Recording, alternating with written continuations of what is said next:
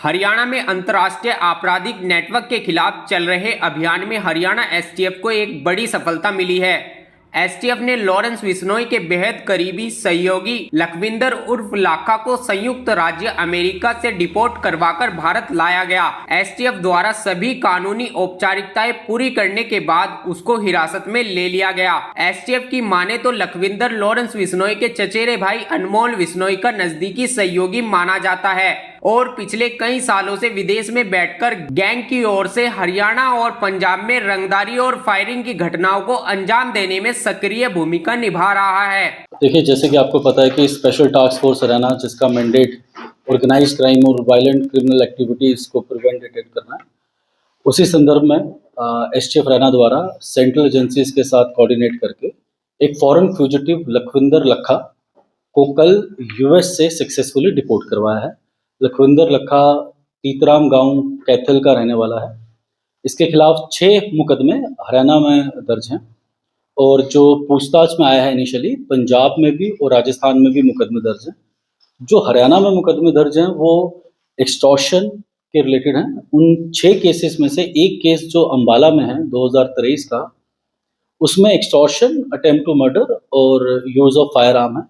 उसकी investigation STF unit Ambala कर रहा है। उसमें 7 अपराधी पहले गिरफ्तार कर चुके हैं और 8वीं गिरफ्तारी लखविंदर लखा की होगी।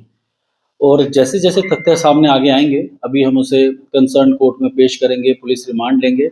जो भी पुलिस रिमांड में इन्वेस्टिगेशन में जो भी तथ्य सामने आएंगे उस पर हम कार्रवाई करेंगे और आप सभी media, social media, print media, electronic media, सबसे इन्फॉर्मेशन साझा करेंगे। कब से ये एक्टिव है इस लाइन में और किसके साथ में?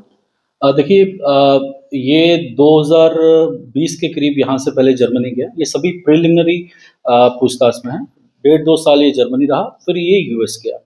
यूएस में जाके ये अनमोल बिश्नोई, जो कि लॉरेंस बिश्नोई का भाई है, उसके साथ टच में है और उस टाइम पे इन्होंने एक्सटॉर्शन और फिरौतियों की कॉल्स की। और हम एसटीएफ हरियाणा द्वारा इसका पासपोर्ट रिवोकेशन, इसका लुकआउट सर्कुलर नोटिस और रेड कॉर्नर नोटिस, जो हम एनसीबी न्यू दिल्ली सीबीआई के थ्रू, इंटरपोल के थ्रू करवाते हैं, तो वो हमने रेड कॉर्नर नोटिस इसका जारी करवाया था। कितने समय पहले सर रेड कॉर्नर नोटिस जारी हुआ? देखिए, रेड कॉर्नर नोटिस के मुझे अराउंड मोर देन 30 तो एसटीएफ ने जारी करवाए हैं। वो डिफरेंट क्रिमिनल्स के हैं, तो वो एक कंटिन्यूअस प्रोसेस है जो चलता रहता है।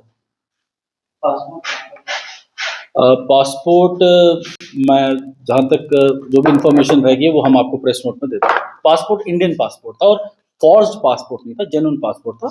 बाहर जाने से पहले इस पे कोई भी क्रिमिनल केस दर्ज नहीं था। पहुंचा कैसे था जर्मनी, क्योंकि लॉकडाउन था 2020 के दौरान? नहीं, मैं आपको वही बता रहा हूँ कि ये जो सारी चीज़ें हैं, हमने डिटेल्ड क्वेश्चनियर हमारा एक एसटीएफ का रहता है और इससे हम स्पेसिफिक क्वेश्चंस पूछेंगे, क्योंकि काफ़ी क्रिमिनल्स आप देखेंगे और जो चैलेंज भी है और जिसमें हमने खूबी से काम भी किया है कि लोग फेक पासपोर्ट से बाहर चले जाते हैं। तो जो भी उनका ट्रैवल एजेंट रहा हो, पहली डेस्टिनेशन कंट्री कौन सी थी, फिर क्या उन्होंने कोई डंकी रूट या कोई इमिग्रेशन रूट, ट्रांजिट रूट में कोई इनको कोई अन्य क्रिमिनल मिले हों, ये सारी डिटेल्ड पूछताछ हम इससे करेंगे। अभी कुछ भी बताना तो मतलब वो ठीक नहीं होगा, क्योंकि मेरे पास वो जानकारी नहीं है।